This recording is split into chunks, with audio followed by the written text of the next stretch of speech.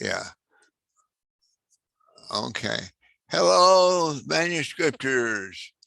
This is your friendly overseer here. Forgive the rabbit ears and whatever. Anyway, it's our Valentine's issue of Manuscripters Meeting. This is February 5th, 2022. And we have a surprise guest speaker, a former guest speaker of the Manuscripters named Andreea Billig. And she has an announcement she's going to make, and she can't stay too long. So I'm putting her up at the beginning. So Andreea, and as soon as you feel like it, you go right ahead and say what you need to say. All right. Well, can you hear me? Okay. Can you hear me? Hi. Hi, everyone. And it's exciting to be here with you again. I'm glad everybody's doing well, and I'm glad that everybody is keeping on writing. The messages I get from the self-publishing industry and the publishing industry as well is that authors are doing really well. There is tremendous opportunity right now for authors, whether they are traditionally or self-published. This is a great time for you to really be dedicated to your craft and put out those books, because apparently, during the past 2 years, people read more books. So that's what makes these sales grow, because people are more and more interested in reading books, which is really fabulous. So of course we have the genres that are doing well: romance, thriller, and mystery. But I think if you put your heart into that book and if you're enthusiastic about it, then the readers will pick up right away, and you'll do really well regardless of the genre you're writing in. So this would be one message I wanted to share with you today. And because this is a Valentine's edition, I wish I had something about love or I had more about love. But obviously, to me, love is not just what we experience when we are in a relationship with another person, whether it's our spouse or a committed relationship, a partner, or children, family. Love is what you do every time you sit in front of your computer and put those words on the paper. So your book is a project of love. Our lives are a project of love. And I like to think about love as our superpower. So whenever we tap into this superpower, regardless what we're doing, whether we are cooking our breakfast or writing a book or are here in this meeting, then I think everything goes to a whole different level, and our lives become so much more enjoyable and so much more fulfilling. So I know that that's what drives me in everything I do. So I'm really grateful to you for allowing me to be here with you today and sharing this energy with you all. And because this is a great time to write and to take the next step and put your book out there, because I'm not sure how many of you are still writing your first book and how many of you already published. Regardless of where you are in the process, as Desiree Duffy, since we're talking about her, she had a terrific presentation earlier last year, I think, about book marketing and branding. And she mentioned as well that, it is never too early to start building your audience as an author. And one way, and a way that can fast track you building your audience, is actually tapping into other audiences. So how can you do that? Well, a great way to do that is just pitching yourself to the media, right? Because it is really important to know who your audience is. So where is your reader hanging out? Is online? What kind of media outlets are they interested in? Because that's where you want to go. But the thing is that all these media outlets, and I'm not talking just about mainstream media, because as a first-time author, it's not so easy to get into the mainstream media. But there are newspapers and there are magazines in our in our counties, I'm in Orange County, so LA County, in our cities, our towns, there are these smaller media outlets that have an audience. And then there are podcasts, and then there are other authors in your genre who already have a mailing list.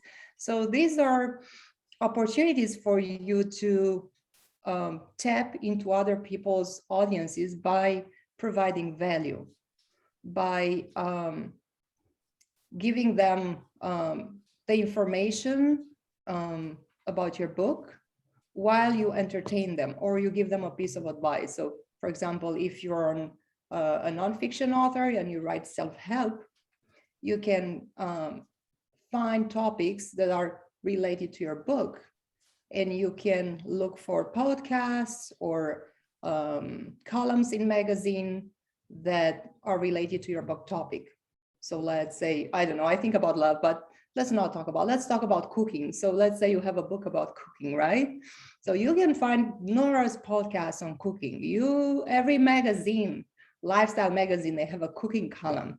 So you can pitch yourself to those media outlets. And if they feature you, they already have a building audience. And if those people like you because you bring them so much value, you're not just talking them, oh, this is my book, buy my book. Then they will start following you, and they will turn into your fans. So, and now, because of COVID, there is always a silver lining about everything, but you don't need to go into a TV studio or into a radio studio to have an appearance. You can do it from your own home on Zoom, Skype, whatever application they use. So in this way, it is easier. And because, they need guests all the time, I think now it is easier than ever to get on these shows, although, you are not like a really big author with a big audience. And because I see this opportunity, and because at some point I did a webinar for the Author Learning Center on how to grow your audience and how to market your book using traditional media and PR. And because I was a radio host, I was a TV host and producer as well. So I have this experience on how to present myself in front of an audience and how to speak in front of the camera or the microphone. I thought that it would be good for authors to know some of the secrets, and to learn some of the skills that would allow you, when you do these interviews, whether there are TV or radio, podcasts, or even a written interview. So when a journalist interviews you for a magazine or a newspaper, or if you decide to have a book signing, I hope this thing will go away soon this year, and then you will be able to go back into bookstores and do your book signings. And I know that, for example, this year the LA Festival of Books is taking place in April, so this will happen in person. So if you are going to go there and invest in a booth, author booth, or work with an organization that has a booth there, and get a time slot, for a 1 hour time slot where you can sign your book. It is really, really important how you present yourself and how you engage with those people who pass by, especially at an event like that. So it's all about how to the body language, the voice, your appearance, your brand. Also, for example, before you do an interview, it is important to know what are your goals. What do you want to achieve with that interview? What are the messages that you absolutely want to convey? And it is important for you to also get familiar with that show before you get on the show, or for an event like LA Festival of Books, kind of know what's happening, what kind of people are going to be there, and how can you capture their interest when they are walking by, people who don't know you. So I created a program. It's a 4-week program that's online. it's a group coaching program, actually, because I really like this interaction, and it's so nice when you have more people together in a room, and then there is this interactive component, and people can interact with each other and they give feedback to each other. It's not just me. So I created this mastermind program for authors where I walk them through the steps. I walk you through the steps of how to become great in front of the camera, how to become great in front of a microphone, how to pick your media talking points, how to always know what messages you need to tell, and basically to be and to feel comfortable when you do it, because this is important. I know so many people are introverts. I'm an introvert. And when I became a radio host, it was really hard in the beginning. It was really, really hard.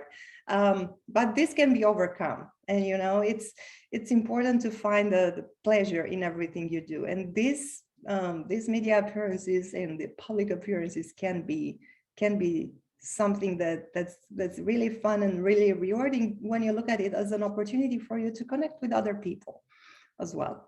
So I have this program starting in March. And because I want to be able to interact with every person and give my attention to everybody and really see results, it's limited to only 15 people. So we can really interact with each other and work together. And there are some bonuses as well. And I think it will be really fun, and it will be really useful. And one other suggestion I would like to do to make for you is that if you have an author website, or for your social media channels, especially Facebook and even Instagram, it would be nice to have a video, like a short video, 2-minute video, where you introduce yourself. You know, if you've attended seminars about how to query a literary agent, or you know, you are familiar with the elevator pitch, so you need to have that elevator pitch for your book to be able to tell in 30 seconds about your book. I recommend having this video about you as an author, you and your books, what's your message, you know, who you are, what's your story, like a 2-minute, and put it out there or on your website or social media. And this is something you can use when you pitch the journalist as well. And this is something we can and we will work on during our program.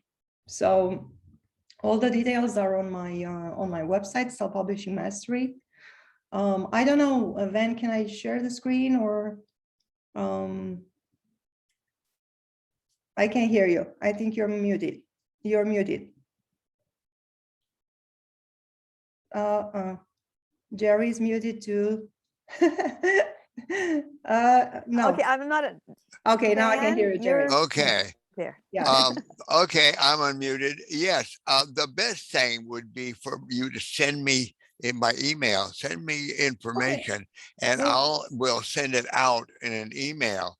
If we try to share it here, it's going to be kind of difficult to get it in there. But if you no problem. And it's not like the price is it would be $99. It's a special price for the members. So this would be a special price just for you. But you're limited to so many people, right? Yeah, 15, because as I said, I just want us to see results, and I like to interact with every participant, and I want them to have time to interact with each other. Yeah, so it's going to be more of a webinar then. Yeah. So it's actually, we are going, let me I'll tell you really quick, because I don't want to also, I don't want to take too much of your time. No, it's all right. And then if you have questions, let me know. I mean, if you have questions about media trainings, appear about what I've just said, not just about the program, because I really like to share. And if you have a link you want to share, put it in the chat. Okay, I'll put it. Yeah. And then I'll make sure it goes out, and we put up some information in an email to our members. Okay. Okay, we'll do that. We'll do that. Andrea, thank you so much. That all sounds so very helpful. So that's something that, especially even if we're not having something new to do it on the things that we already do have, to get them Yeah. out there, to utilize the technology now that wasn't available Yeah. when Yeah. most Well, of us, Yeah. myself included. one of the things we've been struggling with in the manuscripters is that people can write and sometimes maybe talk a little bit about the writing, but they have a hard time self-promoting. It's a hump they have to learn how to get over. Yeah. You know, it's a fear of exposing yourself. Yeah. You know. Yeah. But we need to do that, and I know I'm in the same boat because I self-publish my nonfiction books, and I have to do this. I have to do the book marketing. I have to reach out. I have to reach out to podcasters, to media persons, and put myself out there because, you know, ultimately we are writing books not only because we love writing, but we want to, with these nonfiction books, right? We want to help people. We want to make a difference in their lives. And with fiction books, we want to entertain. We want to make them feel an emotion. So I think in a way, it's selfish not to put these books out there, because then we rob them of the opportunity of, you know, bettering themselves or having an amazing experience reading our books. So actually, we are serving people. That's how I look at authors, as people who change other people's lives. It's another great thing about Zoom, because especially right now, you know, we're being recorded for those of us that aren't as comfortable, you know, even in front of a camera or promoting or whatever. It's been a great, great way to do that. Yeah, and we need to incorporate more. It would be nice.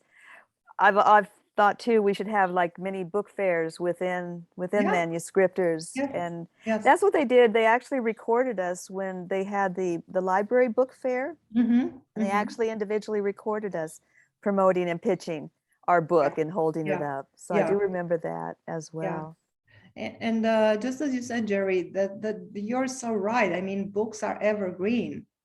Right. I love that term applied to it. Yeah, so even if you published your book or self-published your book a year ago, 2 years ago, you can still promote it. People, I mean, some of us still read Shakespeare, or, you know, like books that are hundreds of years old. The books are evergreen, and you know, if you can, whether it's fiction or non-fiction, if you can find something in the book that you can tie into, you know, the current times, find a theme, find something that's current, that's timely, then you know you have something to work with. And I'm sure you can, you know, you are very creative. I see a hand. Jay, unmute yourself. Are you muted? Yeah, no, I'm not muted. It might be helpful if you could name some of the small media outlets that you were mentioning by name. That might be helpful to some people. You know, I can't tell them off the top of my head. What I did was, you know, I just research what I do. For example, now I live in Santa Ana, California. So what I do is I Google to see what are the local media outlets in the area, and then go online, find the information and reach out to them. And then for podcasts, for example, you need to be careful because I know there are a number of podcasts that are, you know, like writing oriented or book marketing oriented. But as an author, you want to find readers, right? You don't want to find other authors. I mean, it's great to market our books to other authors because we are readers, but our reach should be beyond this. Beyond this. So in terms of podcasts, again, you know, for example, it's about, let's say, the theme of your, what is the theme of your, what do you write about? What do you write about? Can you tell me? What I write about? Yeah. I'm not really a writer. I'm a cartoonist that likes to write. Okay. He does great puns. I write I've written some mystery or Okay. detective novels and a couple of just off the wall nutball stuff that was for my own entertainment. Yeah, well, that's great. Congratulations. But I'm publicity adverse. I don't really want to go out and show I you. know. No. I hear you. Yeah, I hear you. I hear you. I think, you know, as I said, I think we owe our readers, we owe our readers to get out of our comfort zones and do that, because if we don't do that, they don't know. And, you know, Amazon is pretty ruthless. If they don't see sales, the book is they are going to hide basically the book. Yeah. So, Well, like Beth explained, you have to learn how to manage Amazon and fit in with some of the new rules and ways that they do things, because that's changed a lot lately. yeah. And there's ways to manipulate Amazon. And if you go online, you can find people who'll show you how to do that. Mm-hmm. You know, especially as far as how Amazon promotes you and how Amazon sets you up for sales. And you have to know more about that, so you can do a little research and find out better ways of doing that, which I'm sure Andreea has a knowledge of. Beth, you might want to read Beth's book, and also some of the other stuff that we put out there about that sort of marketing. And even if you can't join Andrea's webinar, I'm sure that she now is putting up stuff on her website that will be helpful in that regard too. So we'll make sure that gets out to people. So there will be, as well as the webinar, there will be stuff coming from various more experienced members and more experienced guest speakers that will give us the information we need. This kind of interchange between our members and people who are interested in writing and selling and marketing, this is what makes a writer's group important. I agree. I've opened all the mics now, so if anybody has 2 cents to put in, it's a good time to do it before Andreea has to leave because she has another appointment. It's Ildi. I'm sure she has something to say. And Ginger too. He has always something to say. Can you hear me? Yes. Ildi, Okay. Yes. Well, first of all, I apologize. I could not get my internet going, so I had to call Cox and all that stuff. So, but I am here. And what I would like to ask you guys, I have this book that I published. I mean, I have it on the internet. It's not published yet, so it's just printed, but it's not published. And I always waited for a big publishing house to get it, so that's why I didn't want to put it up on on the internet. But I didn't do anything, no steps to get to my goal. So here I am years after with a printed book that's not published. So I want to do something about it, especially that we have this tremendous potential with the film possibility. So soon to be a movie. Yes. Yes.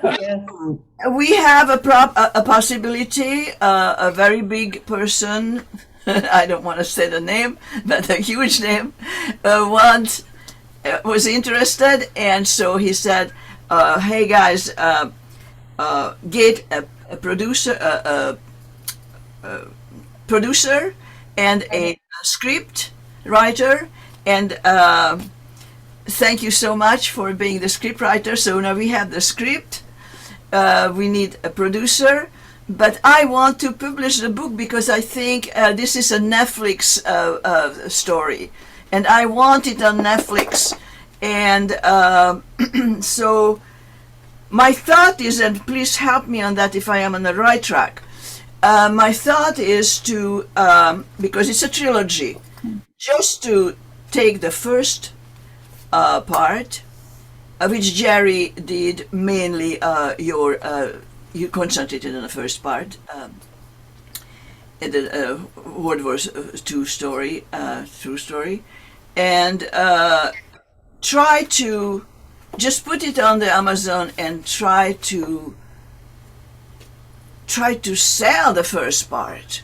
So if I am trying to push on my own the book, and Jerry pushing on her own the script, maybe we have a better chance. Question mark. What do you guys think? It sounds to me as if Ildi it'd be a good candidate for Andrea's webinar, because she apparently needs to know that sort of thing. About that, I missed it. I'm so sorry, guys. Hi, Ildi. Hi, yeah, Ben. If I'm, yeah, wow. I'm so excited for you. Yeah, this sounds like an amazing opportunity. I was sharing with Ben and Jerry and everybody here today that I will do a 4-week program on how to master your media and public appearances. So it's not just a webinar. We are going to meet every week, and we are going to talk about media talking points and body posture, body language, pacing, tone of voice, all that stuff. And it's a group program, so we can interact and get feedback from each other, and it's open to 50 people. But I think what you need is you need someone who can also consult with you on self-publishing your book. And I think, yeah, if you don't have a publisher, you should definitely put it out on Amazon. And then, you know, Ingram's, how did you print your book? Did you use a printer? It was, they don't exist anymore. What was the name of you guys can remember? I even senior moment here.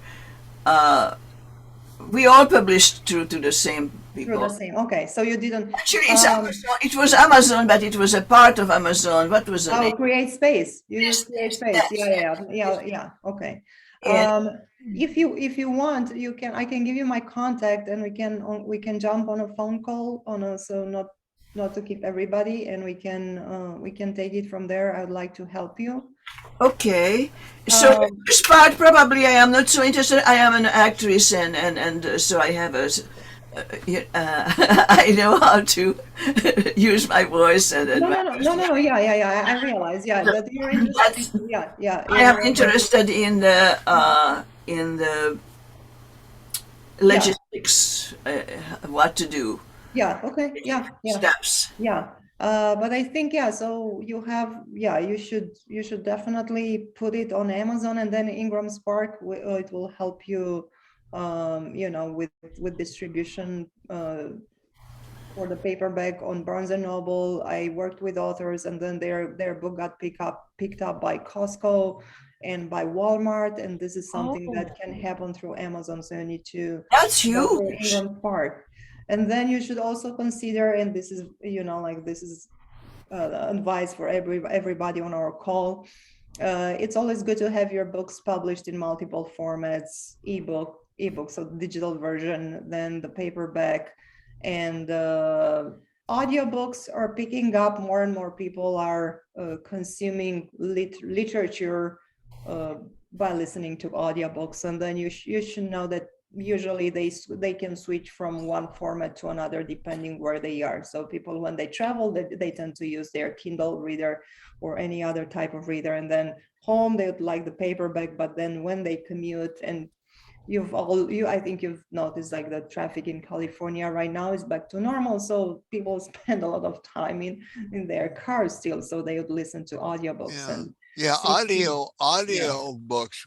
Audio setup might be a good thing for the first couple of chapters as a sample. Yeah. And Alan Cook's sons are involved in that sort of thing. And you could get some help from them, perhaps. They might be able to help set you up in doing an audio version of the first one of Alan's grandsons is a professional audio narrator. Yes, he is professional now. Yes. Matthew. Matthew is getting paid for it. And Got a then, great voice. yeah, the other thing is, it is important. I think even, like Netflix, if they see that you have book sales and if you see that you are in the media and people are talking about you and your book, that will matter. So getting these media appearances and, building your media talking points, knowing what to talk about, what's relevant about you, your story in your book. This is another thing I recommend to consider. So we can talk about this if you'd like. Ildi, the media company that I'm involved with for Pinkerton Girl has put things on Netflix. They have projects. They have, yes. So I'm kind of finishing up. I'm getting to where hopefully I can start Pinkerton Girl into the shopping stage, because I've already signed a contract with them to be able to shop it for a year for Pinkerton Girl. So as soon as my producer and I can pull back from that, I want to approach him with my script for your book. Right. So, do you think it's a good idea also to do the book? To do I actually, at this point, I might tell you to maybe hold off a little while, because what this media company does as well, they'll even take someone can just verbally express an idea, doesn't know how to write a screenplay, or maybe wants to develop it into a screenplay, or mostly a screenplay. And then they'll connect them with a professional screenwriter and then take it through the whole steps. You are the professional screenwriter. You got the screen already. I got me, right? So let me tell you something here. When we talked, you were very generous to do this for me. And in case somebody, let's dream for a second, that somebody is saying, hey, this is a great idea. I want to have us to do the screenplay. Screenplay. Yes. You were very generous and you said that's okay, Lily. But you know me. And I want this to be public. That if that happens, I am going to make sure that you will have a huge compensation. Well, and that and they may want, I only took a very small portion of the book, and just about your dad.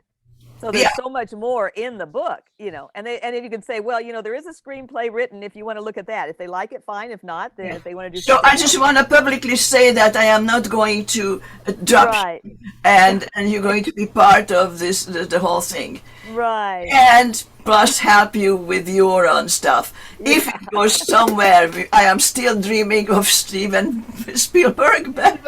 I know, poor man. His latest West Side Stories bombed, but that was for political reasons. But yeah, so don't we all, when we have something in your hand, we all think that's going to be it.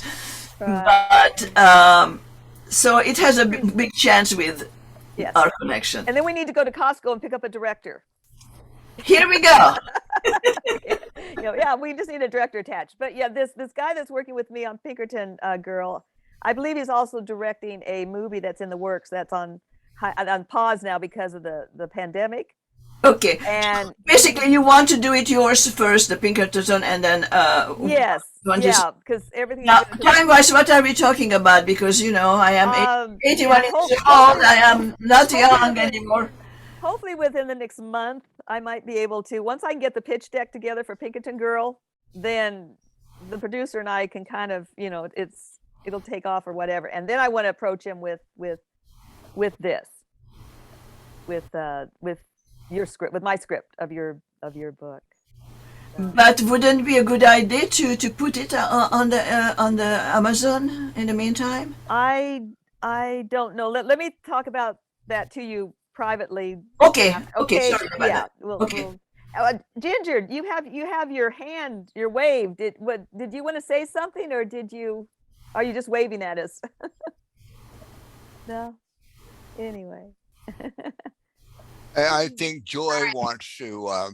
Can I do mind if I speak? I just have one question. Oh, just of course. one question, and then I'll shut up. Promise. Darn it! I'm really interested in this seminar, Andrea, and would like to know what month you're thinking of doing this in. So I'm glad you are, and thank you. So I'm aiming at doing it in March. So it will go for the whole month. Give me a second. And Van, I put the link in the chat. And you can see it in the chat. So we would meet online on Tuesday. Wow, this one. Okay, give me one second.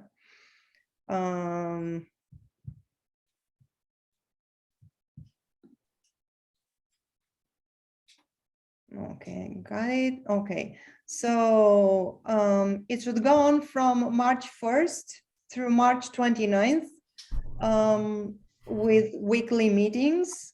And also we will have a private Facebook group where I will share more information and where we will be able to interact with each other. And so it's scheduled for Tuesdays at 4 p.m. Pacific time. Would that be it? Perfect. Oh, perfect. Yeah. Perfect. Tuesdays. And that's 4 p.m. Pacific. Okay. Yeah. I'm on the east.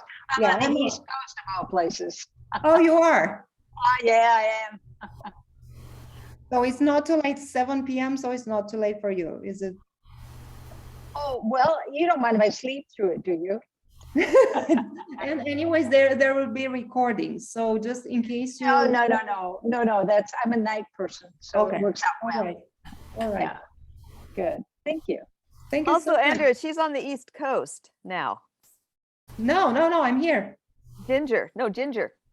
Oh, okay. Ginger's on the East Coast. She has. Yeah, we had that discussion. Thank you. Oh, yeah, okay. Yeah. All right. Yeah. Well, that's great. Well, Andreea, thank you so much. We really, really appreciate that. And hopefully some of us might be able to attend. Yeah. It will be, as I said, it will be fun, and for sure it will be, it will help you break through this reluctance of being in front of reaching out there to the media, and this is something that's useful even for your social media. If you're doing social media right now, people love videos, so they love when an author makes a short video where they talk, where they read from your book. So this is supposed to help in everything you're doing when you put yourself out there, whether it's a person event or an interview or just your social media. And also getting really clear about your talking points and what are the major themes, what you can, because it's all about, besides the book, it's creating an emotional connection with the reader. And when you do that, media appearances, the interviews, delivering extra value and letting them know who you are. I mean, not your private life, but what's your story, who you are as an author. Your personality, allow your personality to shine. Yes, and two things that people who are trying to promote themselves, they've got their book, they're getting it out on Amazon, but they want to promote themselves.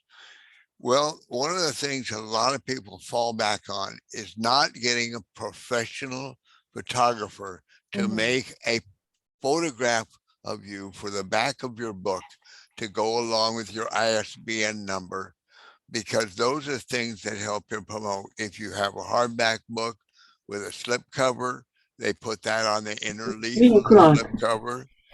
And also, besides social media, which can be confusing for a lot of people, having a website of your very own that promotes yourself as well as your particular book you have for that week. You have your book of the week, you have your meetings you're going to be on, but you also want to promote yourself on the website and talk about what things you've done in the past. And if you haven't done anything in the past, make something up. but talk about the past. This is what's so great, because the majority of us, myself included, we published years ago. But now, but again, the technology to promote it was not available like it is now. Yeah, So it doesn't matter, like the evergreen, image. I love that. That's perfect for, it's still applicable for. And drag those old stories out of your pile of old stories and touch them up and bring them to the fore and include them in a compendium, so that once people start buying your book, they can look forward to being able to see more of your stuff. You might touch up an old story, make it a little bit more modern, make it a little bit more apropos to the up and coming situation politically or whatever, and more updated. Or you can make it a little more user friendly. A lot of people write memoirs, but memoirs are not something that people are too interested in a lot of times, because they're just about one person and one person's family.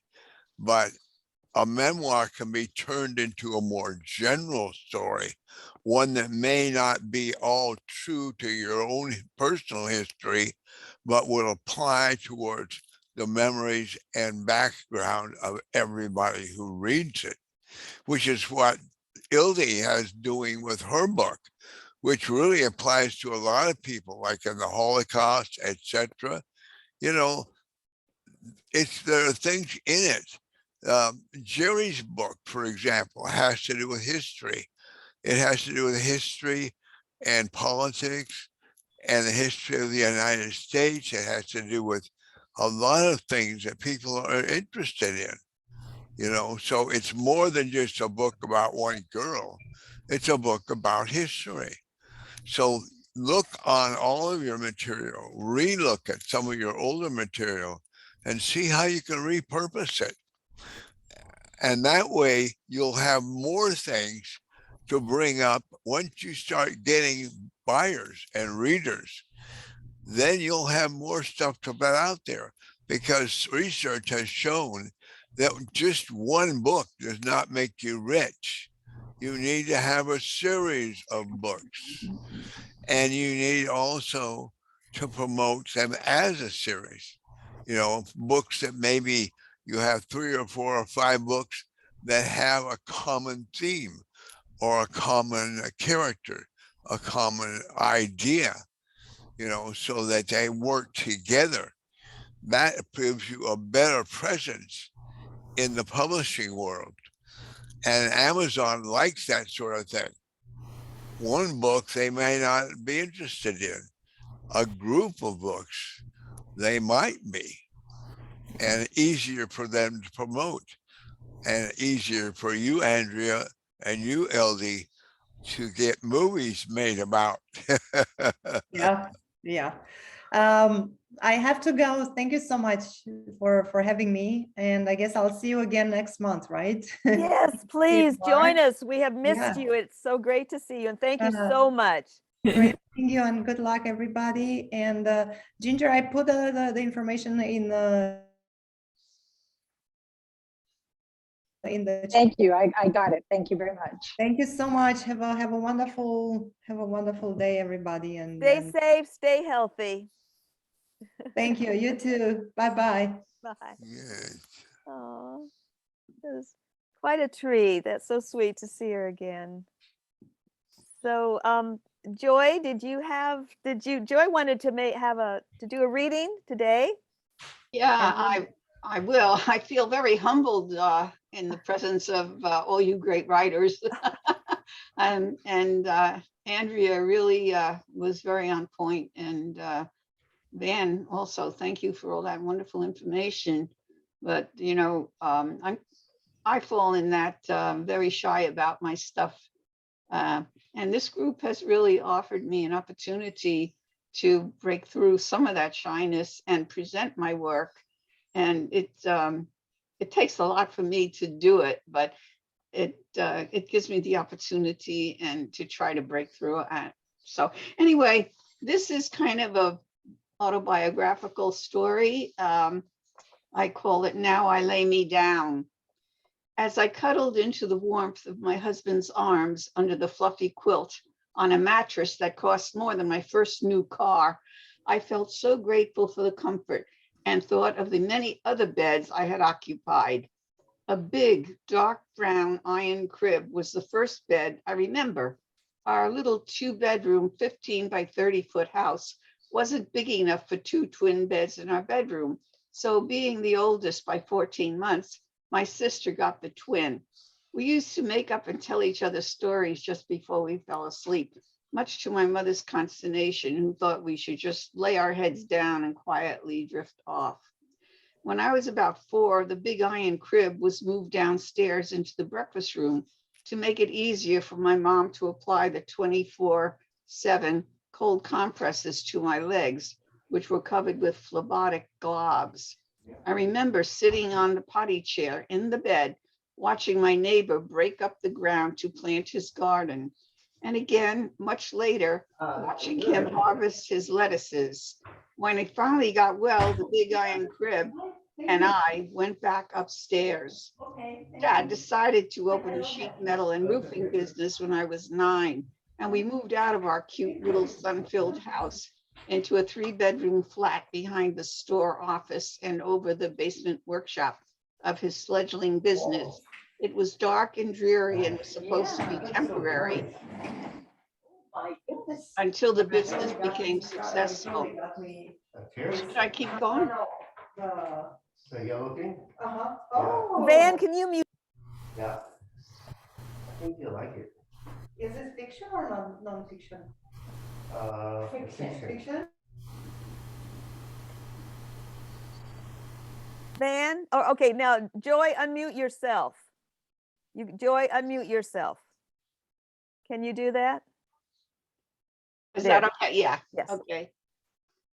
Well, okay, I'll go back to your dad decided to open a sheet metal and roofing business when I was 9, and we moved out of our cute little sun-filled house into a 3-bedroom flat behind the store-office and over the basement-workshop of his fledgling business. It was dark and dreary and was supposed to be temporary until the business became successful. But World War II came along and changed all that. However, the big iron crib went to my little brother, and I had a big bed. It wasn't much of a bed, actually. It was a folding bed, but it was a good metal spring and a decent mattress. That bed held all the dreams and throes of my teenage years, fears of the war, hopes for Dad returning safely from his service in the Navy, and maybe moving. We finally moved into a cute little house on a huge lot in Long Island. However, I was 19 by then and engaged. My sister had her BA in journalism and had moved into New York City to be near her job as needlework editor for a women's magazine. The folding bed was junked, and instead I had a convertible couch in the living room, since my folks figured I would be marrying very soon and didn't need a room of my own. My parents and brother had the 2 bedrooms. The marriage bed was part of furnishings rescued from my husband's parents' garage. They had refurnished their house, and we were able to pick out enough to furnish our first apartment. There was an acute shortage of housing in 1951, so my husband and I, quote, temporarily moved into my family's old flat. Thankfully, it was temporary this time, and within 3 months, we had a lovely studio apartment 8 blocks from the junior high where my husband taught history and social studies in Yonkers. We kept that bed until we saved enough money to buy a new modern set. We outgrew our first apartment after our son was born, and the new bedroom and living room furnishings went with us, fortunately across the street, to a lovely 2-bedroom apartment on the 6th floor with a great view of Yonkers. After 3 years in the apartment and the arrival of our daughter, we moved to a tract house on the side of a small mountain in Peekskill, taking along all the furniture from the apartment.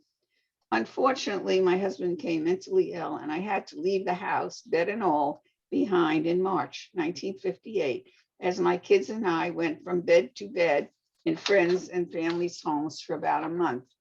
We finally settled in my folks' little home in Merrick in April. Since my brother was in the Army, there was room for us. In July, I took the kids to California with a stopover in Texas to get a Mexican divorce and went to stay with my aunt and uncle in Hollywood until the divorce was final, when I would return to New York. She had a large unused room, and since it was only going to be temporary, placed mattresses on the floor. She assured me that my home is your home, perhaps remembering all the times she, my uncle, and 2 cousins had moved in with us when they needed help. Her memory got fuzzy about after a month, when it became obvious that my Mexican divorce was not going to be routine and that I would have to remain in California. I got a job and found a 1-bedroom apartment right near the office where I was working, childcare accessible by bus, and a large market nearby, negating the need for a car. My aunt, in her zeal to help get us into the apartment, canvassed all her friends for furniture they were not using. Out of garages, carports, and cellars came a crib for Gail, a youth bed for Bruce, and 2 very decrepit dressers. There was no bed for me, but my aunt happily informed me that I could sleep on a couch in the living room. One of her friends had had a fire in the arm of her couch and wanted to get rid of it. So with a decorative bedspread to cover its burn hole, it became my bed. Several months later, my now widowed brother-in-law came to Hollywood on business and came to check on us and see if we needed any help. When he saw the couch, he was outraged and immediately obtained a copy of the local penny saver to see if he could find me a comfortable bed. He found a very nice box and inner spring mattress set with 2 bolsters and upholstery that, when set up, could easily pass for a couch, and at night, with removal of the bolsters, became a wonderful bed, which followed me and the kids through several ever increasingly nice apartments. When I remarried 4 years later, my new husband and I purchased a king-size bed, which we used in our first apartment and then in our home in Redondo Beach. I was blessed with a baby daughter, and by this time, Bruce was 12 and Gail 10. However, the bed lasted longer than the marriage, and for 4 years, I enjoyed its luxurious mattress, which I occasionally shared with my loving dog. Life was good. Bruce and Gail were becoming adults, and my baby Jody was adorable and fun. I began to feel the need for a rewarding adult relationship for myself and started to date. When I met Bob, I knew we could have a good relationship, and we decided to get married. We purchased a nice home in Torrance and picked the best of the 2 king-size mattresses we each had to bring to our new home. We have since replaced the mattresses 3 times in our 46-year marriage, and that is where I am, cuddled and secure every night. Oh, That was beautiful. We can all relate to the evolution of the beds we've owned. And wow, that was really nice, Joy. Thank you. And what a nice, progression to use that as the central item for the whole, basically your whole, especially married, well, your whole life. Your whole life is centered around the bed. Yes. Since it's getting on, first I want to ask if Alan or anybody else has any little thing they want to read. And then I want to launch into my program, which is basically what I was going to do originally, but I made room for Andrea and Joy and other people because, I can talk forever, but our members are important. So Alan, anything? No? Yes? Bernie? Let's see. Well, let's see. And we got input from Ildi, which is good. And we all hope on her her production and Jerry's production too. Alan would like to say something. Alan, unmute yourself. Where is Alan? Here, I gotta make sure he's unmuted. Yeah, I think he says. Let me say goodbye. Okay, I think I'm unmuted, right? Yeah. Okay, I've got an announcement if you need to hear I wrote a story about my parents 2-year courtship, and it's going to be published in the University of Michigan alumni newsletter, which I suspect has a circulation of in 7 figures, because there are certainly a great many Michigan grads, of which I'm one. I happen to be wearing my Michigan shirt today. I originally wrote the story in about 2,800 words.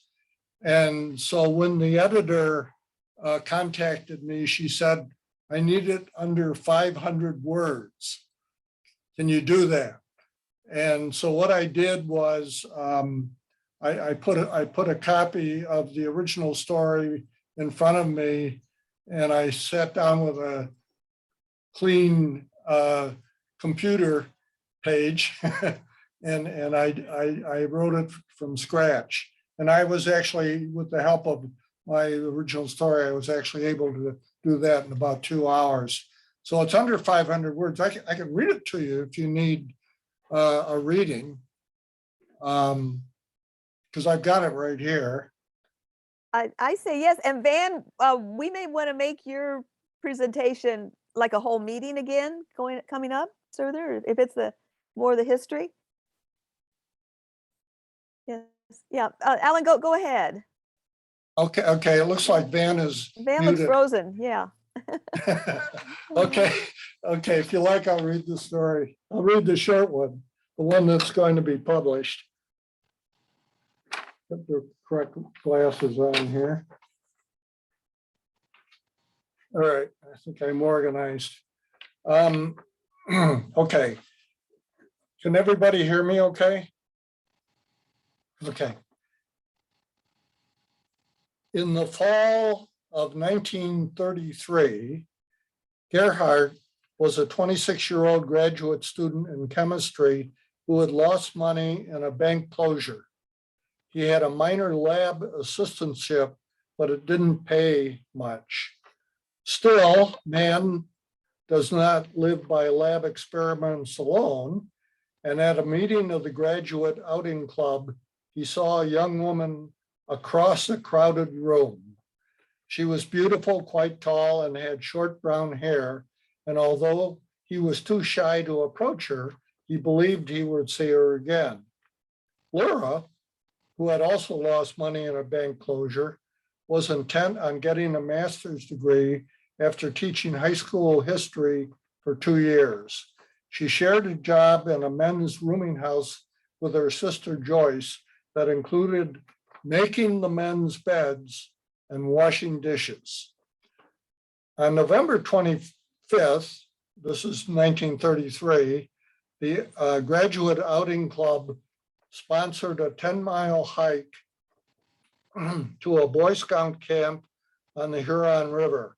Gerhard went with his friend Hedley, keeping his eyes open, and spotted Laura walking with another woman named Anne. Gerhard got his courage up and nudged Hedley. They joined Laura and Anne. While Gerhard found Laura to be charming, she and Anne agreed that the men were nice, but not foot sweepers, which means, of course, capable of sweeping a lady off her feet. However, Gerhard and Laura soon went out to a dance together at the Michigan Union, and then on other inexpensive dates. Sometimes they went to Laura's rooming house after a date for refreshments and to warm up in front of the fire. Gerhard, who sang with the choral union and played the piano, played for the tone-deaf Laura. He also took her canoeing on the Huron River. In April 1934, Gerhard asked Laura to marry him, but she turned him down. The Great Depression made marriage and a career incompatible for working women because they couldn't get jobs. However, in May, she fell in love with him. In June, they went swimming in contaminated water, and Laura got an intestinal infection. She wrote the last exam for her master's degree in a kind of yellow haze and then went to her family's farm in Harbor Beach, Michigan for complete bed rest. During the 1934-35 school year, Gerhardt continued working on his PhD while Laura taught at the Harbor Beach Freshman College. Gerhardt went to Harbor Beach when he could. He bought a used Ford for $40.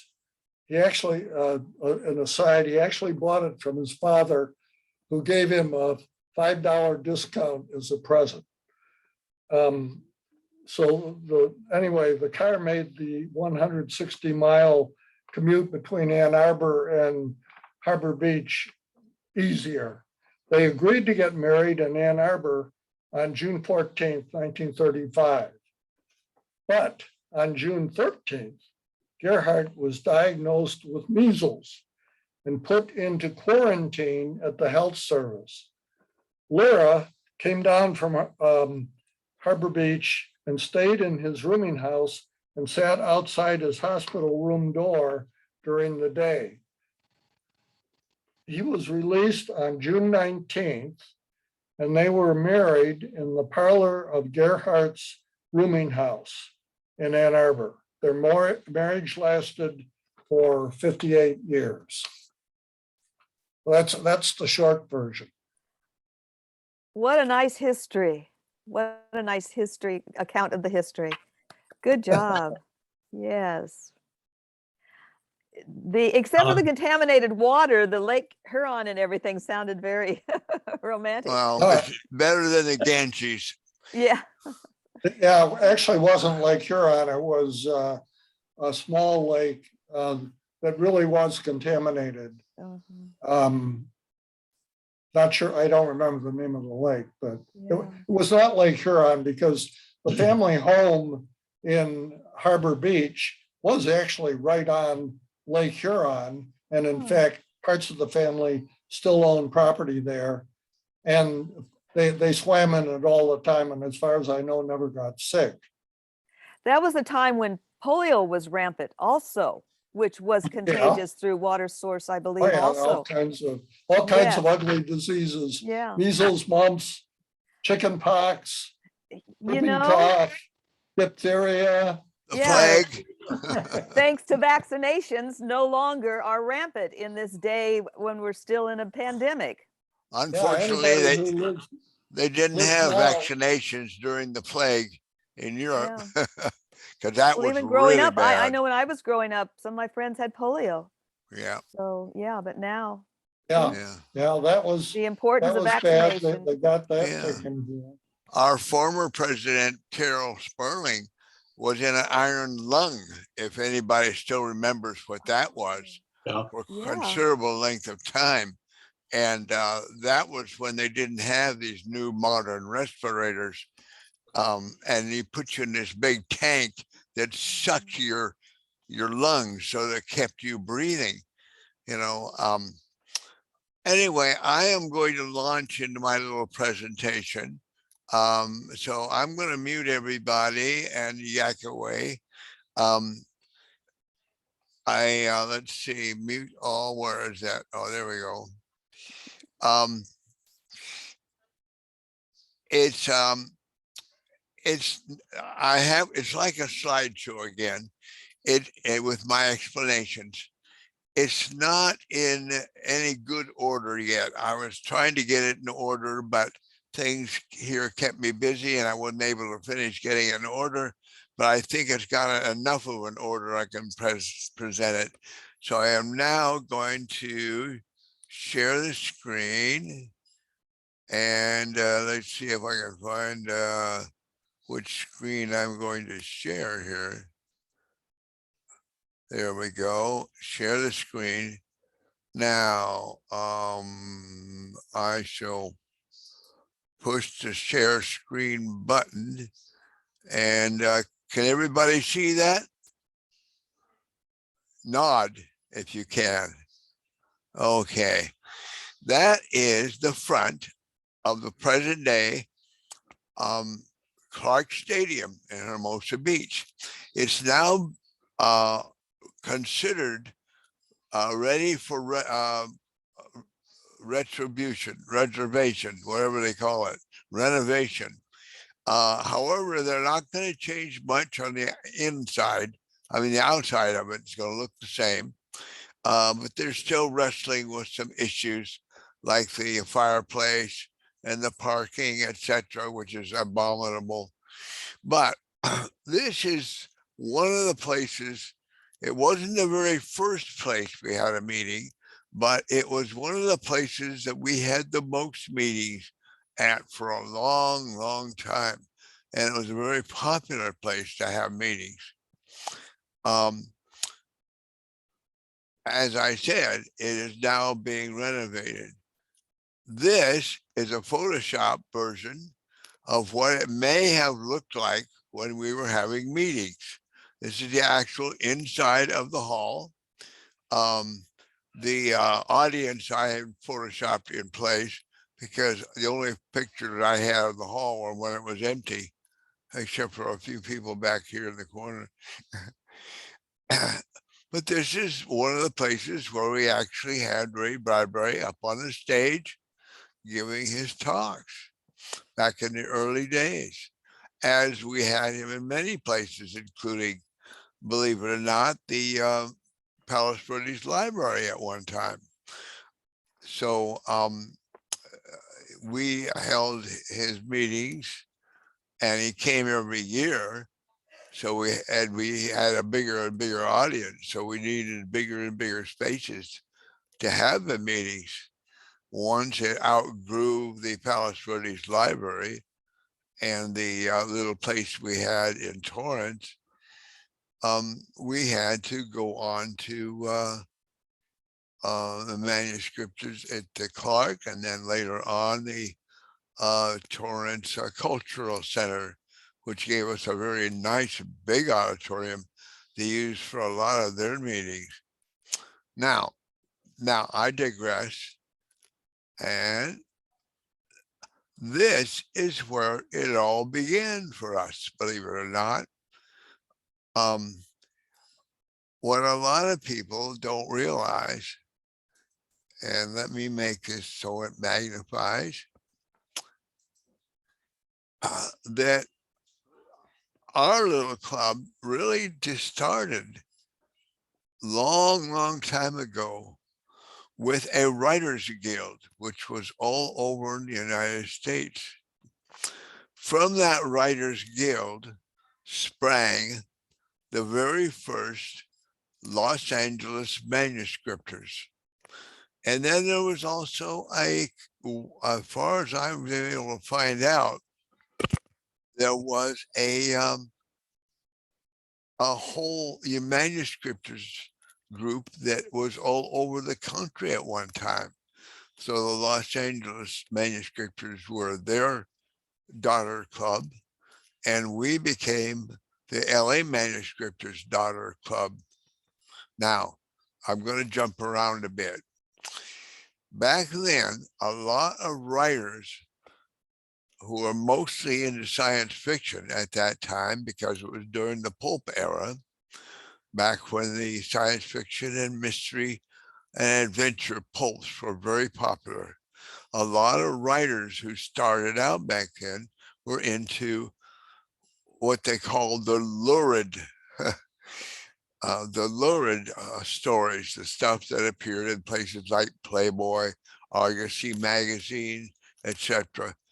And fantasy and other science fiction and adventure magazines.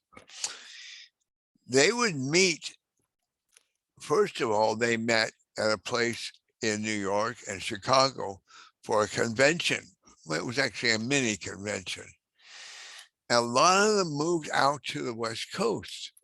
And when they came out here, they suddenly find themselves gravitated towards Clifton's Cafeteria. This very Clifton's here in LA. And they would be sent up to the second or third floor into what they called the Brown Room. And the Brown Room was a special meeting room where they could have dinner or lunch and sit around and talk without being interrupted by the rest of the patrons of the Clifton's cafeteria, which was quite popular at the time. So they would hold their meetings up here. And among those people who held meetings were Ray Bradbury, of course, people like Mark Clifton, who was an early president and member of our club, and Frank Riley, and the one who actually started our club, Mona, Ramoncita O'Connor. More about her later. This was Edward J. Ruppelt, who was one of our speakers at a later time. This was probably sometime in the late 50s, right after the flying saucer scares. He was one of the people who worked on Project Blue Book, a famous flying saucer expose that was promoted, or at least allowed to be promoted, by the Air Force. And there's a lot of people who were involved in that, but he was one who came as a guest speaker to our club meeting back in those days. Oh, here's CLJ. CLJ the third, no, the second, I mean, Charlie was a guest speaker of ours more recently. And he talked about the clubs, and he talked about the writing in his own way, his own experiences. Now, this is an interesting picture. On the left, you'll see Forey Ackerman, who was not only a writer back in the golden era, he was also an agent and a promoter. He had his own magazine about, well, mostly about horror films, fantasy and horror films. Just to the right of him is Ray Harryhausen. If you all remember him as a famous animator for a lot of those early horror and science fiction films, who was also a great friend of Ray Bradbury's, just to the right of him. And just to the right of him is on the tip of my tongue, I can't think of it now, but I'll bring it up when I put all this stuff on the web later on as a web page about our history. But these were all buddies that got together at Clifton's in the old days. Now, this is a more later picture, of course, but they were people who were very influential in starting our writers groups, and eventually the Manuscripters group. There's Forrest J. Ackerman, agent, writer, etc., promoter, and big time collector. He's wearing 2 rings, which are supposed to be from Dracula. I don't know whether they're actual props, but he collected props. And I hope you may have had a chance to actually visit his place before they finally tore it down recently after he passed away, which is sad. They should have made it into a museum. I understand George Lucas has some of his materials, and he's going to include it in his up-and-coming museum. Oh, this is Forey Ackerman again as a private first class. He was in the military. Fortunately, he didn't have to go overseas, but he served as a correspondent. And he is later in his better years when he was very active as an agent and as a magazine publisher, and as a writer, and as a person who helped other writers, which was very important. So as an agent, as a person who had connections with the publishers back east, he was able to help promote a lot of writers who were on the West Coast. Oh, there is Forey, I believe, on the left, sitting down on the floor. And Robert Bloch, I think you remember him from Psycho fame. Psycho was very popular, but Robert Bloch was well known among his crowd, very popular among the writers and fans of that time. And there's Forey Ackerman again in his youth.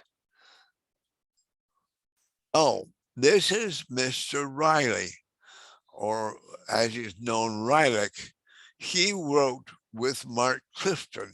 Mark Clifton was an early president of our club, who also was one of the people who went to Clifton's and met with those writers in the Brown Room and got together with them and helped promote them. And I believe that Mark Clifton was the one who helped bring a lot of those writers to our meetings. Because a lot of early people who came to our meetings as speakers were science fiction and fantasy people. Now, that is about the only other picture I have of Frank Riley. That's Fred Pohl. As far as I know, he never came to any of our meetings, but he was a famous science fiction writer who also was in that little crowd that used to gather at the Cliftons and other meetings. This is Fritz Lieber. Fritz Lieber, or Fritz Lieber, in his youthful days, and his father were both actors. You can actually see them in YouTube videos of some classic films. And he went from acting to writing.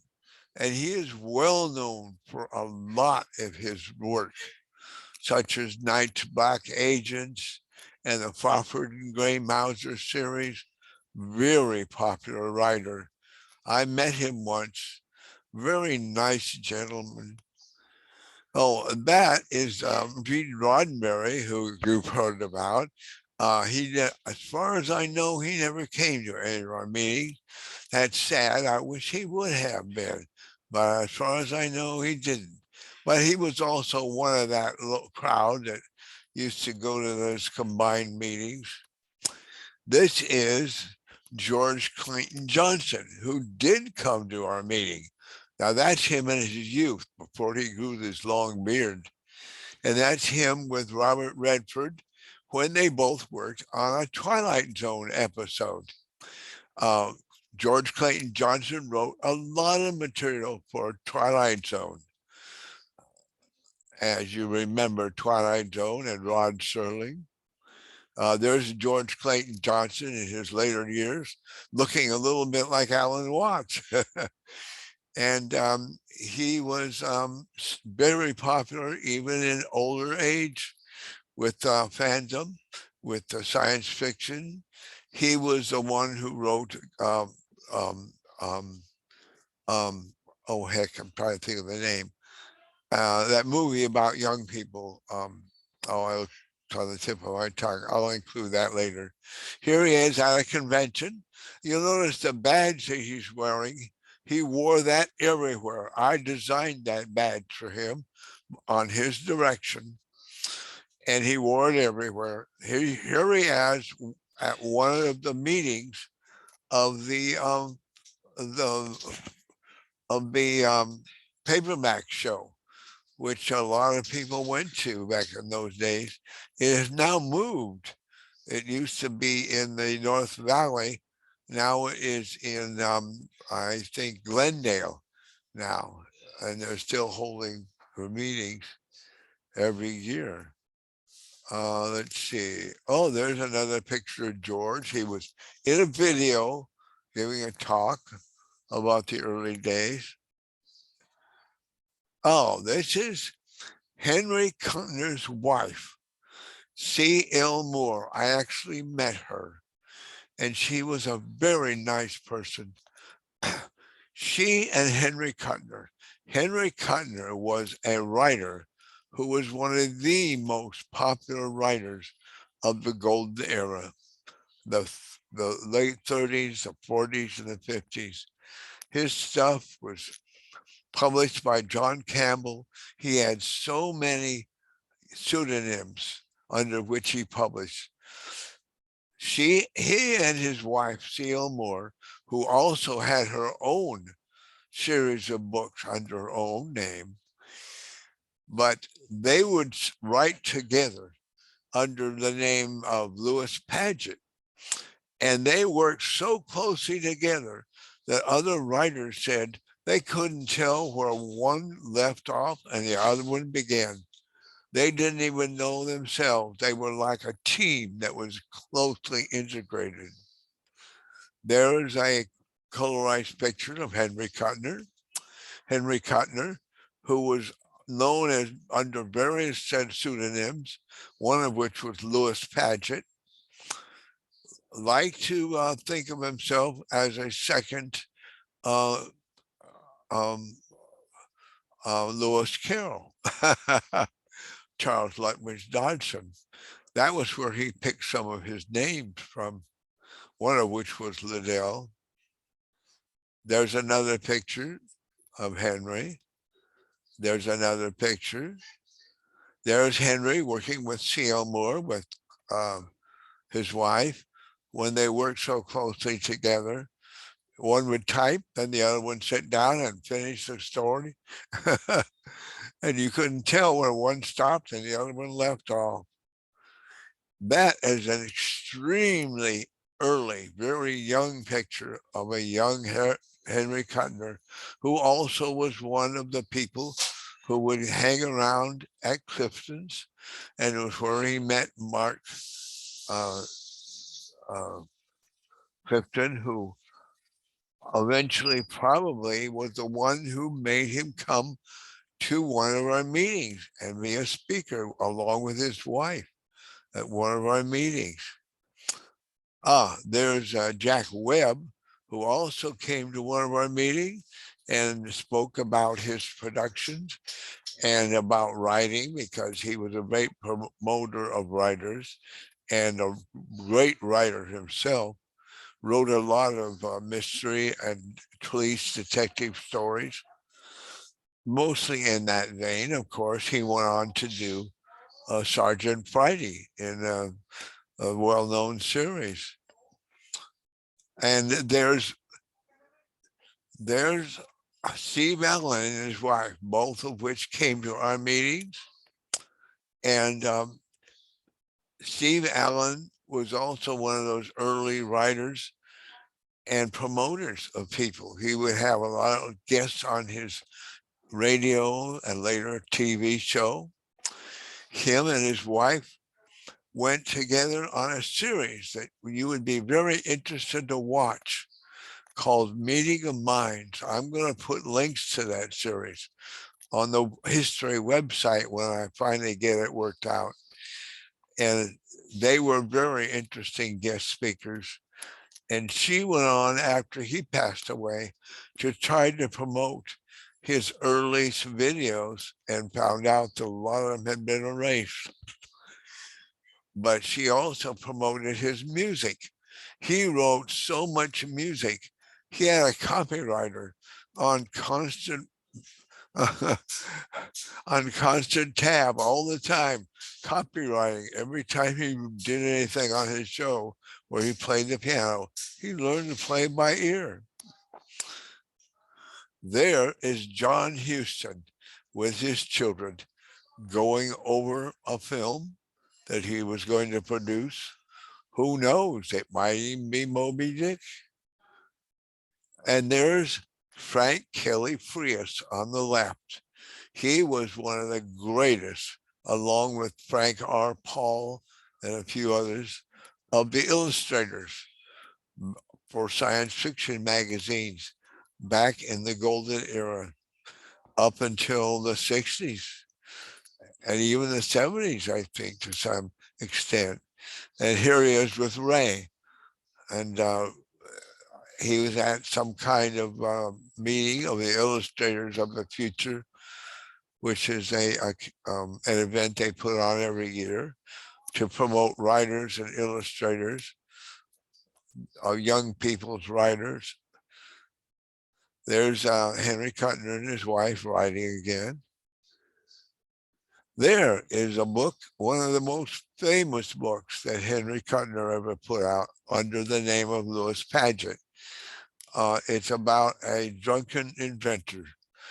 And it was actually the basis of some later films that were made, as well as several other of Henry Kuttner's stories, which were made into several different TV shows, including A Twilight Zone and a Tales of Tomorrow episode called We Have What You Need. Now, this is a meeting, a very early meeting of the Los Angeles Science Fantasy Society, which grew out of the meetings at Clifton's. Those people got to have such a large group of interested writers in the science fiction, fantasy, and mystery fields that they eventually formed their own club called the Los Angeles Science Fantasy League, or the Los Angeles Science Fantasy Society. They changed their name a few times. And you'll see Ray Bradbury up here in the fourth one from the left at the top row. And this is a group of their early meetings. Let's see, what year was that?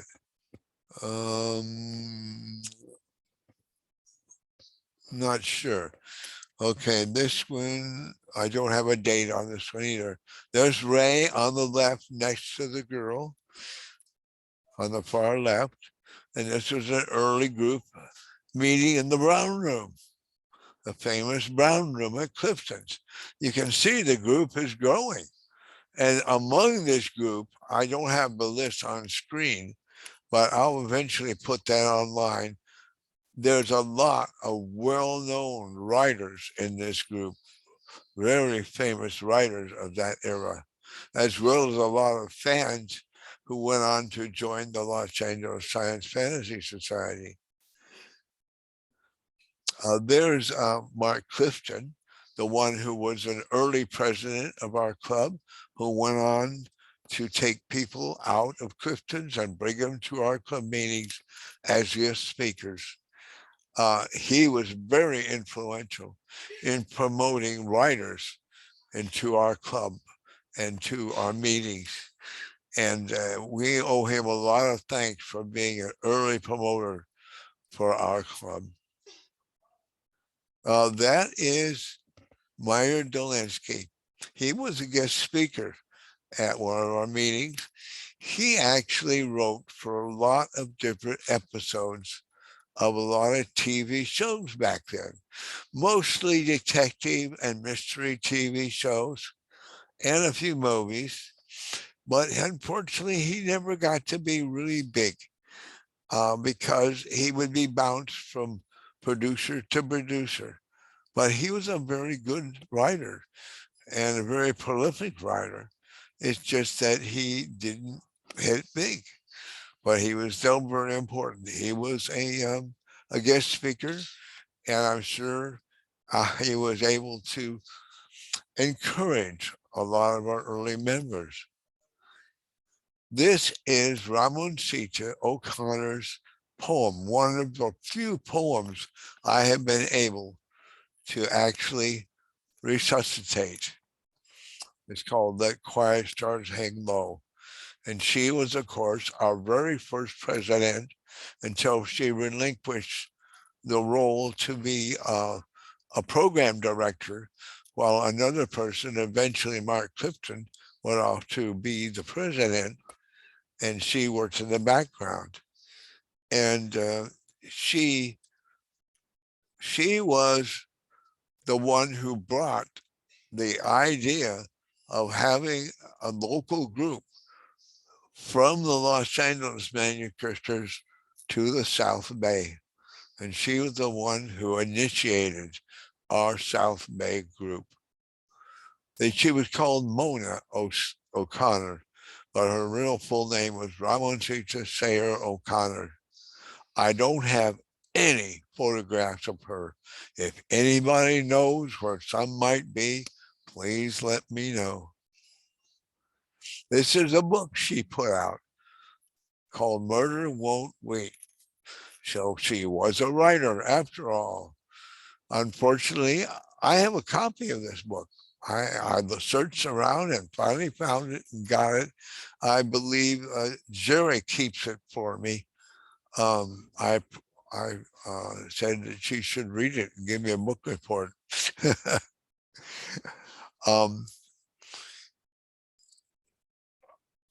I am going to, just for a second, I am going to turn,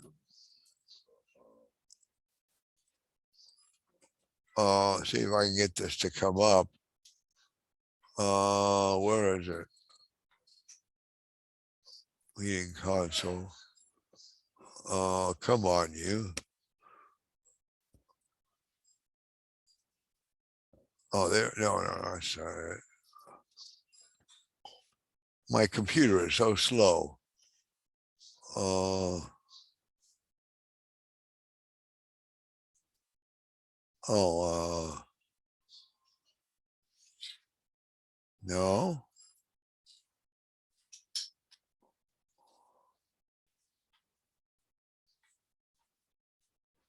No, that's not it.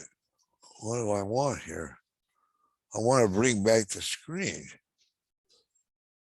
I can't seem to bring back the screen.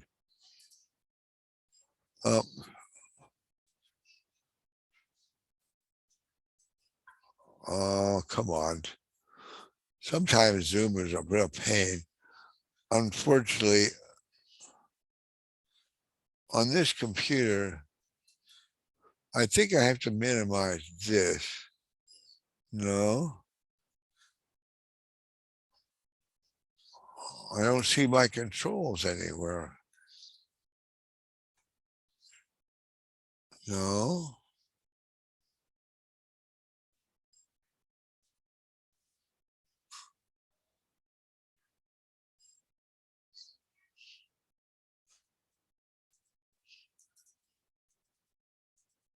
Well, I'm just going to go on, keep on talking, and hope that once I stop, you heard me.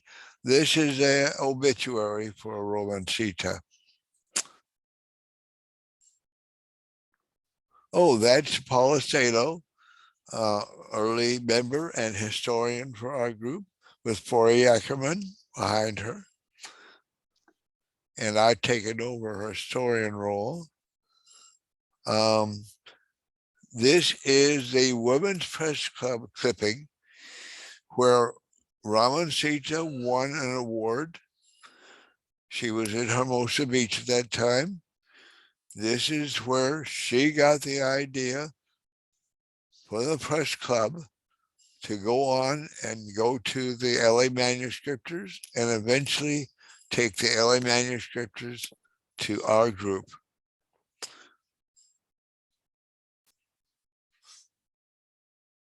There's Ray Bradbury at home with his children and wife.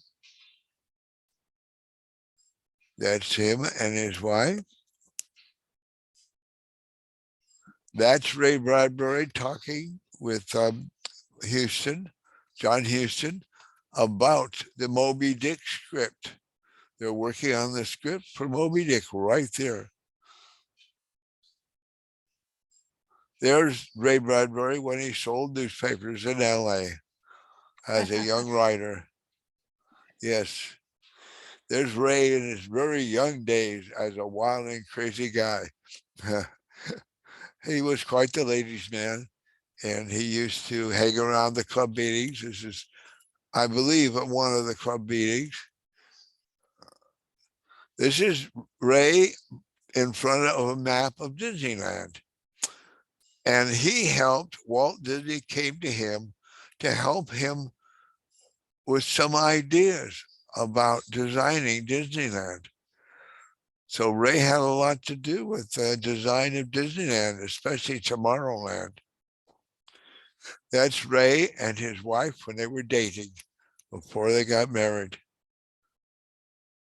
That's Ray and the two Rays, Ray Harryhausen and Ray Bradbury, together at a book signing of some kind. It's Ray at home. This is Ray when he got his star on Hollywood with his family. So he got his family with him. And I guess the boy, since he only had daughters, the boy must be the son of one of his daughters. And there's his star. See, his star on Hollywood Boulevard. It's actually there. I don't know where it is, but it's there. There's Ray back in Waukegan when he was born and where he was raised before he came out west. There's Ray and the Venice canals bicycling around in Venice when he was a young writer living in Venice with his wife in a small bungalow. And they used to have meetings with some of the group there. There's Ray Bradbury and Edith Daniels, the old friends, and knew each other quite well. Edith was a charter member of our group, and she went on to write about Ray, and they were both buddies. So here she is with him in his later years at one of our get-togethers. This is Ray. I believe this is at Ray's house, probably the one in Venice. And it may be Forrest Ackerman behind him. And it may be his wife on the right. I'm not sure who the other people are in this, but this is one of their early get-togethers, their meetings with other writers to go over each other's material and to work back and forth, congregating and listening to each other read their stuff and commenting on it and helping them write better. So they had a little group all of their own, just like our fledgling group. There's Ray at Clifton's in later years. They went back to Clifton to see if it was still there. And guess what? It was. Here's Ray speaking to a group, very much like he would have spoken to us at the Palace British Library.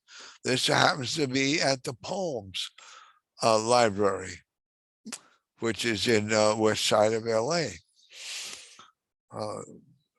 But very similar crowd with the young people sitting on the floor, enwrapped, listening to him.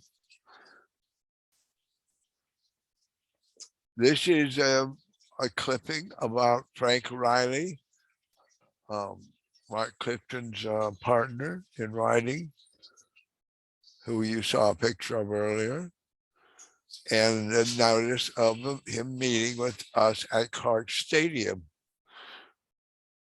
And this was in, I don't have a date.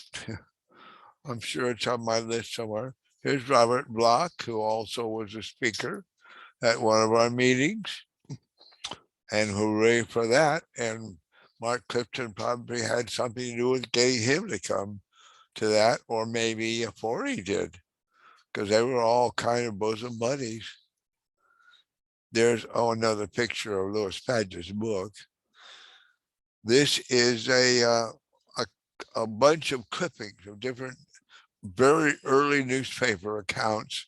Again, I'll have a blow up of this online so you can read it more closely detailed. But these are different meetings, notices. And of course, at the top, you see where Robert Bloch. There is, believe it or not, that's Robert Bloch in the wheelchair.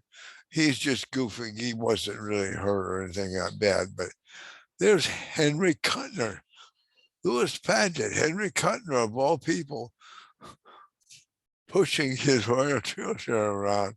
Robert Bloch, again, showing that they were all people who hung around together, knew each other quite well.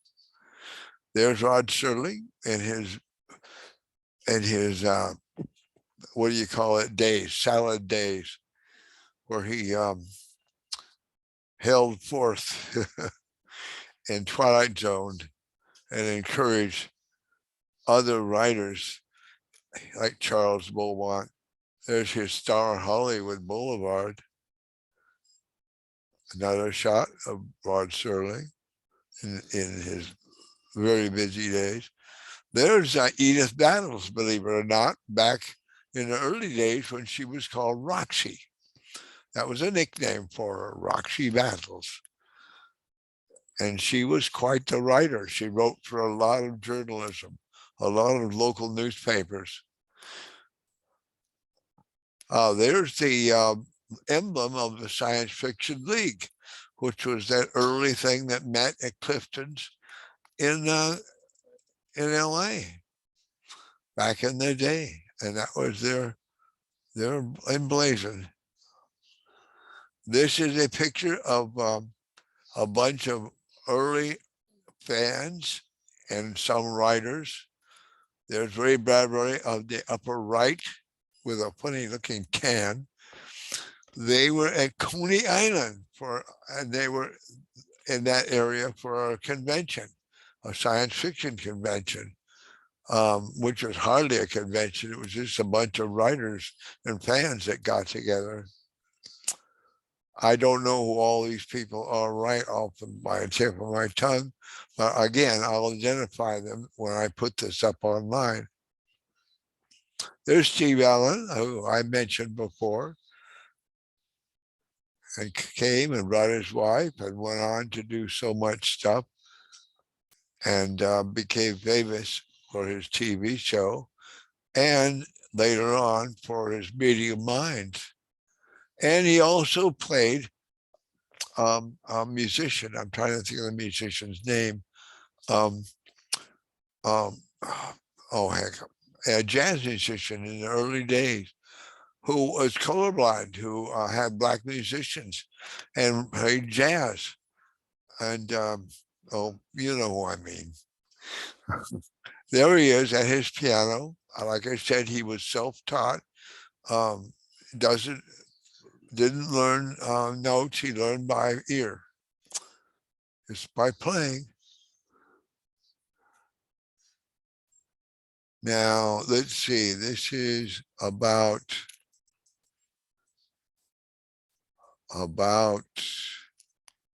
Charles Beaumont, another one of those people who wrote for Rod Serling, who wrote for Twilight Zone. He was one of the important writers for Twilight Zone, very important writers for Twilight Zone. And he came to our meeting and talked about script writing. This is an actual, again, I'll put this online eventually. This is the actual application for the use of the Clark Stadium back in the day. This is in 1968. And it says indefinitely, we hope. And Audrey Ruka was our program chairman back then. And this is, again, another meeting notice. I want to blow this up because it's important ones. This is in 1950. This is perhaps our very first, if not our almost first meeting. It says, see, it says Romancita O'Connor, president. So it must have been the first meeting. Ray Bradbury was actually not our first speaker.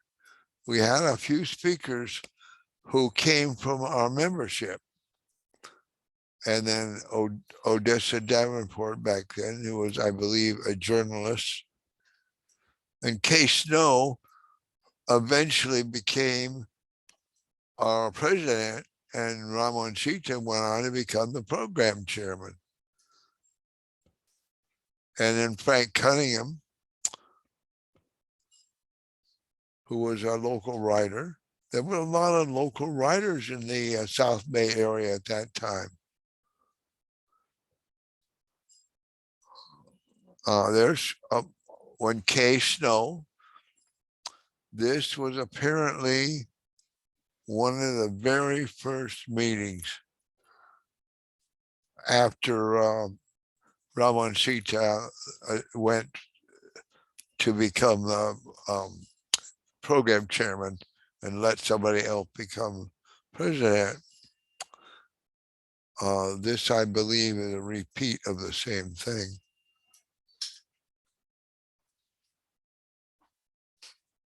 And they met at the Manhattan Beach Community Church at one time. So they moved their meetings around until they settled on Clark Stadium for a while, and then eventually that other place in Torrance, and eventually the Palace British Library.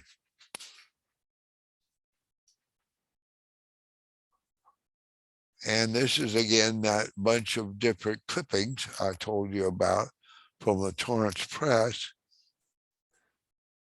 This is a Rod Serling meeting. This was in 1959. I believe he came more than once. I'm not sure. I'll have to check with our list. And it talks about Requiem for a Heavyweight. This was back when he was known for Playhouse 90. Before, I believe, he did the Twilight Zone series. There's a repeat. There's our history wall, which I used to put up of our meetings along with newsletters on the table. This history wall actually is going to be expanded. It includes a lot of people who you see in this picture: Bradbury, Block, Forey Ackerman, the Cottoners. There's Rod Serling. Let's see, who's at the top here? Jack Webb, Rod Serling. There's Beaumont, a picture of Beaumont. There's Fritz Lieber. And there is Leonard Wimberly, who you may know from a movie called The Mouse That Roared. He actually lived in Manhattan Beach and used to be a very common member at our meetings and even spoke to us as a guest speaker. And then, of course, there's Steve Allen. There's Michael York, who was a more recent guest speaker. There's a famous Louis L'Amour, Western writer. So it wasn't all science fiction.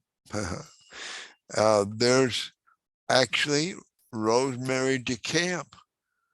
Rosemary Decamp, who was a famous actress who came to our meetings. I think that was not long after she did the Sabu movie as Sabu's mother. There's Everett Ruppel, known for this flying saucer book, the Project Blue book. He was a speaker and talked about flying saucers, of course. There's another notice about, here's another movie that was based on a Henry Kuttner story, The Twinkie, with Hans Conried, of all people. It was about a man whose house was invaded by a walking, talking television set, which came from an alien world and took over his life. If you get a chance to see The Twinkie, and I hope to have a link to the movie on our website eventually. It's a very funny movie and kind of interesting movie about the invasion of our society by electronics. There's An Order to Write Stuff, the one where we had a Ray Bradbury at a meeting, and this was in 1999. And this was an article written about him by Adam Abraham, and we put in our early Right Stuff magazine. So now you know what the old Right Stuff looked like. And there's their announcement for poetry contest. And believe it or not, that's all. So if I close this, will I get back to our meeting now? I'm going to stop the, oh, good. Now I'm going to unmute everybody, unmute. Let's see, everybody can unmute themselves actually. Thank you so much, Van. Oh my gosh, you Okay. put all this together. This is First, going to be, well, I haven't got it yes. together yet. Well, Was it's getting there. everybody able to see and hear? Okay. Yes. Okay, good. Again, Yes. this is all going to be on a special web page online. I'm going to call it the Ray Bradbury in History web page. And it's going to show how we grew out of a national group to a LA group to a local bunch of science fiction and fantasy pulp magazine writers who inspired Romancita O'Connor, who was a writer and a poetess and an organizer, to say, hey, we need a South Bay group. And we became the daughter of a group which was already a daughter of a much bigger group. And we inspired other people, like the San Pedro writers, like the surf writers, to start their own groups. And so Okay. all of that is the web.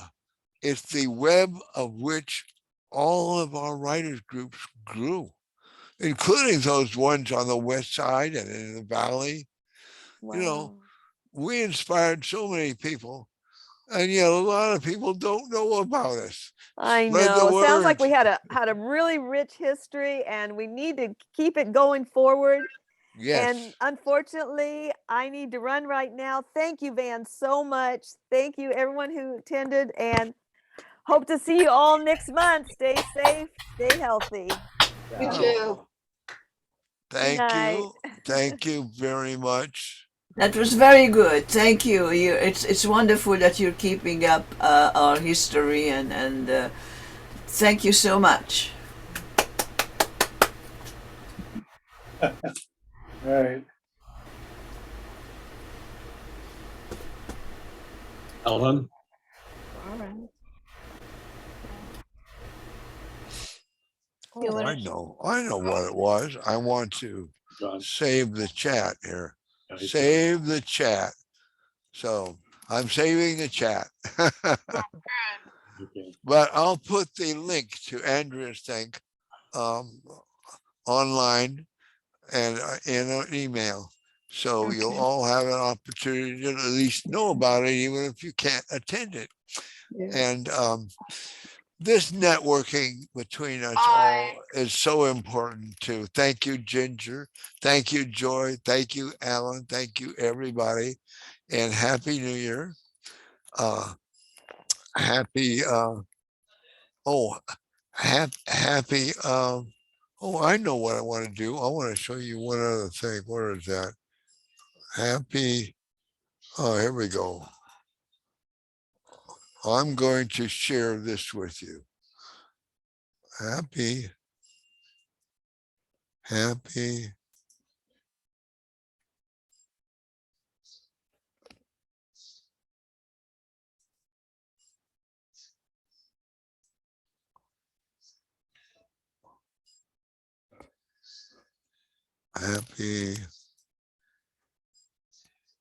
Happy Year of the Tiger.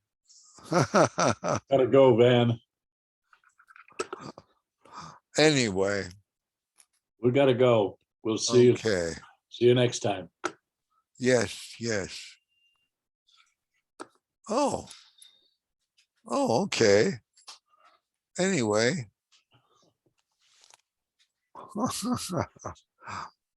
Now I'm messing up. What am I doing wrong? Anyway, there we go. This share screen thing is so confusing. and thank you. And I'm Bernie. I guess you're the last person. I'm going to stop things now. Goodbye.